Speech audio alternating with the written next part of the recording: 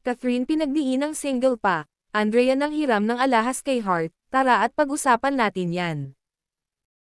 Pero bago ang lahat, kung di ka pa nakasubscribe sa ating channel ay huwag kalimutan mag-subscribe para lagi kang updated sa latest chika.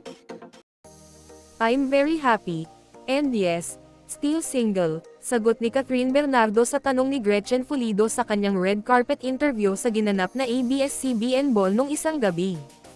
Ang daming nag-assume na may politikong karelasyon si Catherine, ang mayor daw ng isang bayan sa Quezon. Pero klaro na single raw siya at maligaya. Wala namang chance encounter na naganap sa kanila ng ex na si Daniel Padilla sa nasabing ball. Si Daniel ay dumating na kasama ang mga kapwa incognito actors na sina Richard Gutierrez and Ian Veneracion. Anyway, hindi naman bet ng ibang netizens ang gown ni Catherine. Ang simple lang daw. Though ang feeling naman ng ibang followers niya, sinadya ito ng actress na hindi masyadong fabulous ang gown like Janine Gutierrez, Nadine, Lustre and Ann Curtis. O maging ni Kim Chu. Kahit daw ang hair, parang walang effort na kinulat lang. At ba't naman kaya ginawang parang wig ang hair ng young actress Francine Diaz? Parang ipinatong lang na mas bongga siguro kung ginawa na lang natural at inayusan ng maganda. Ang lala naman ng inabot na panlalait sa suot na gown ng girlfriend ni James Reid na si Issa Pressman na hindi nila maintindihan kung anong concept habang si James ay bet nilang maging best male dressed. Si Hart Evangelista ay inilagare ang suot na deep blue gown sa ABS-CBN Ball. Pero ang major chika ay ang Bibilgari necklace niya raw na worth millions ang suot ni Andrea Brillantes.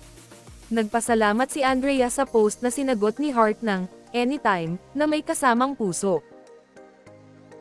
Kaya naman umani si Hart ng daan-daang pasasalamat mula sa fans ni Andrea.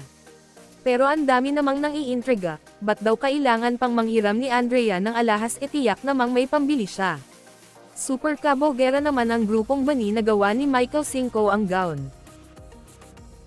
Para naman sa two-time Olympic gold medalist na si Carlos Yulo at kanyang partner na si Chloe San Jose, ang pagdalo sa kanilang unang ABS-CBN Ball na magkasama ay isang dream come true. Sina Dominic Roque at Sue Ramirez ay first time sa malaking event na magkarelasyon na. Pero ang puna ng ibang observer, naging healthy look ang si Sue sa kanyang suot na gown at nawalan ng hugis ang katawan.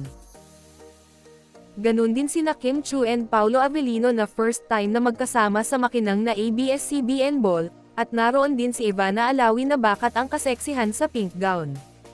Anabangan nga ang Brighter Together kung saan nagbigay-pugay sila sa mga kwentong sumasalamin sa buhay at pangarap ng mga Pilipino, at nagbibigay ligaya, pag-asa, at inspirasyon sa mga manonood saan man sa mundo.